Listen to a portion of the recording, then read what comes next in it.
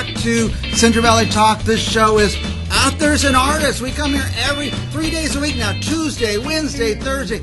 We talk to artists.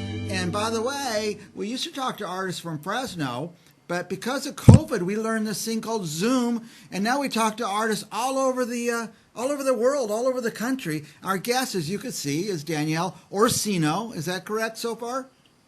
You got it. And Danielle, you're in North Carolina. Yes, sir. What city or what region? You don't have to give us your address. I'm in Charlotte. Charlotte, North North Carolina. Okay, and it's amazing when we get somebody who knows how to do Zoom because your picture's clear, your sound's great, everything's going great. Now, you're an author, not just a beginner author, by the way. You're on like your 5th or 6th book, right? Yes, sir. I'm on my 5th book, and I've completed my first novella, so altogether 6 books. I count 6. By the way, I want to say congratulations to you because I always say on the show, anybody could write a book, but very few people can finish writing a book. And you finished 5 or 6 of them. Good for you. Now, Thank you. You're just wearing your casual knock around the house outfit, I guess. Of course. This is what I go into the grocery store in every single day. Don't we all? It kind of matches. Show us the cover of the book, Marcus. It kind of matches the cover of the book. There you go. Just go ahead and put that up for a second. And Danielle is actually pictured on the cover of the book with a horse. And let's go back to Danielle now. Before the show, I was saying, Danielle, get less room above your head. And I didn't realize till just a second you're wearing a crown. That is beautiful. It just finally caught the light for me. I'm that age that I can't see that good anyway. Now, what is the category? What's the genre of your books or your series? This is a 5th in a series, right? Yes, sir. Birth of the Fae series is actually high fantasy, magical realism, a little dragons, a little sword and sorcery, a little bit of everything. Yeah, everybody loves a dragon, don't they? Yes, we all love dragons. Yeah. Now, I just for a minute asked you the time period before we started, but I'm not sure I heard right. It covers all of time, is that right? Or a long time period? Yes, we go from when Earth was just beginning right up through, and at this point with book 5 we're at about the 1500s mark, give or take. The Tudors, Queen Mary is coming out of power, so we are still a young society as humans, but we're coming down to the bubonic plague time, everything. I cover all of history. So it covers some real historical things. Yes. And the yes, Tudors, that alternative history, and we see how the Fae have played into primitive humanity and kind of developed through it. I was going to ask you about that word Fae. I wasn't sure how to pronounce it. Is a Fae is done? This one is a Fae is done. Okay. So a Fae for this is actually an acronym for the Fellowship Aegis of Earth, the Defenders of Earth. I had no idea what that word was going to be, but now I know it's an acronym. Now, do you have consistent characters throughout? Are there some people who survive the whole series? Nobody's safe in my series. Okay. Let's start with that. I'm an equal opportunity murderer. No one is safe, but yes, I do have consistent characters that we will see that do last. Some are good, some aren't so good, but morally gray. Everybody loves a morally gray character. Yeah. Now, does it follow the Tudors timeline from Henry VII to Henry VIII? Mary, we do Elizabeth? see King Henry VIII. He shows up earlier on in the series. We see Queen Mary, and then we have some descendants that later on in the series will still kind of peek their head up. Okay. But overall, it shows exactly how the Fae have played into European monarchy and the deals they've made and how they've kind of fashioned and molded some of them, and what the Fae do with the European monarchy and how the deals they've made to maybe clean up the bubonic plague, or what they've done just to help shape.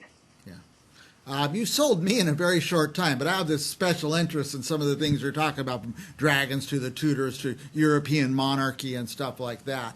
Now, if I'm going to read your book, what if I read number 5 first, or do I need to start in order? I like people to start in order because I feel like they can really grasp the whole world building and get a sense of who the Fae really are. I've had some people jump in, but what I tell them is if you're going to jump in before book 3. Okay. Once book 4 hits, you're not going to care. It's all done. What is the name of the series?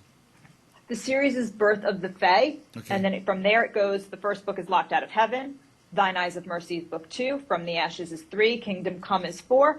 And A Fae is Done is book 5. Book 5, okay. Now this is It sounds like an awful lot of work. Is this a full-time thing?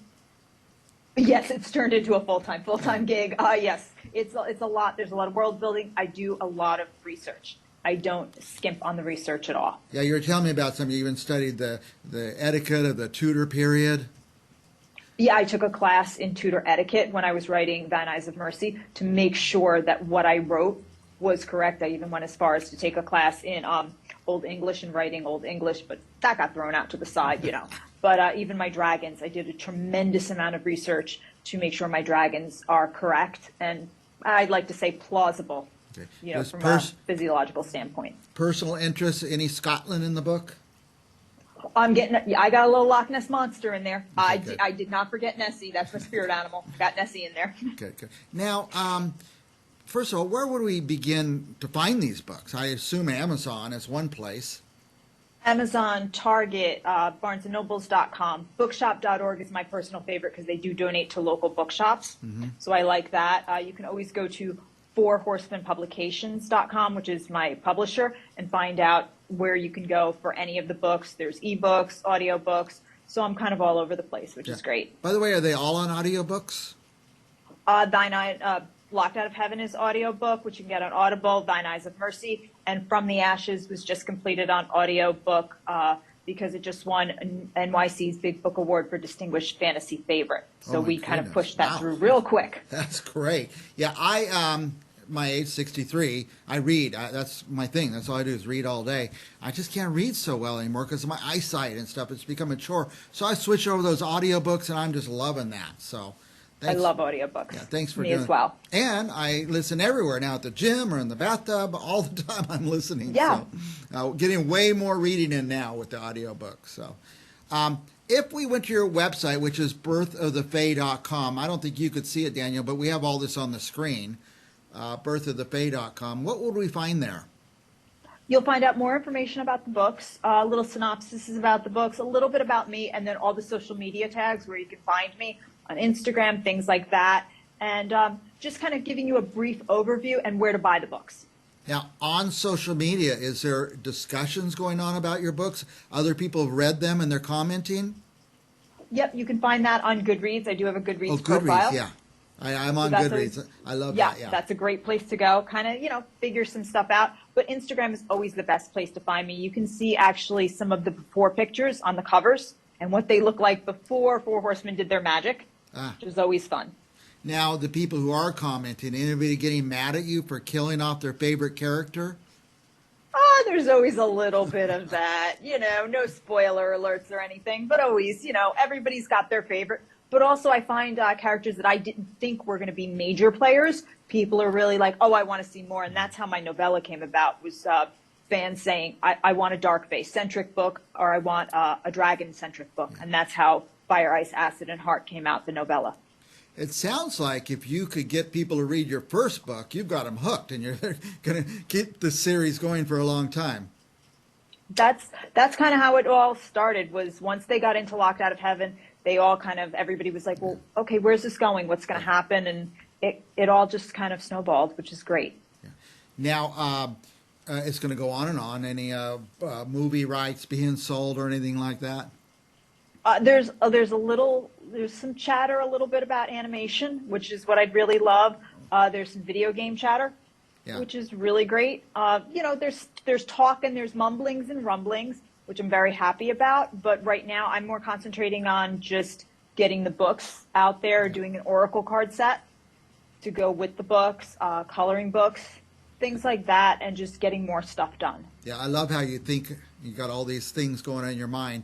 Now, let me ask you this, kind of a nerdy point of view. Like I said, all of us have written a book. Few of us have gotten anything published. Is there a process you could tell us about? Do you sit down and sketch out the characters, sketch out the timeline, or do you just sit and start writing? I sit and start writing. I would like to tell you, this is my process. I don't really have one. I just, the way I started was so unorthodox, and I handwrite. That's what I do. I handwrite every book first. Wow. Because I'll always have paper and pen with me. Yeah. I don't have to worry about having a laptop or anything like that or losing power. So I handwrite everything, then it goes to the computer. And since joining Four Horsemen, I've become very close with another author, C.R. Rice, who I think is phenomenal. And I'd like to bounce ideas off of her, and we're actually discussing maybe doing a crossover between our worlds. So I think having another author that you can say, hey, I'm thinking of doing this, and she's one to say, Danielle, don't do that, or yeah, that's a great idea, go with it. That's been really helpful. Yeah, Danielle, I could go on for hours asking you a million questions and stuff. By the way, on the website, is there a way people can go ask you questions? Is there a contact form on there?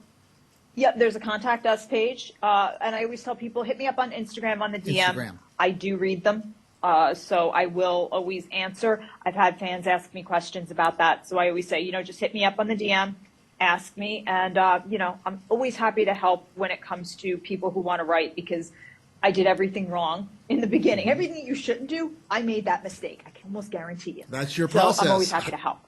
I have a million questions. I could go on and on, but we're out of time. But I want to give a moment or two. Anything you want our viewers to know? I always say just jump into the world. I think fantasy has a certain intimidation factor as being these big, thick books and hard to follow, especially with Game of Thrones and things like that. My books are a little bit smaller, so consider me your gateway drug into the fantasy world. Give it a shot and just get lost. And just so we don't leave anybody hanging, is there a book 6 coming? It's already done. It's nice. Ready to go. It'll be going to my publisher in January. But yes, there is a book 6. There's a plan already for 7, 8, and 9. And we're just going to keep going until the Fae don't have a story to tell anymore. All right, Danielle, you honor us by being here. We wish you good luck with this. I'm excited about it. I'm going to get book 1 right away and start. And then next time you come, I'll have a million questions on that. Thank you, Danielle, from Charlotte? Charlotte, North Carolina. Charlotte, North You got Carolina. it. And we'll be back with more authors and artists right after this.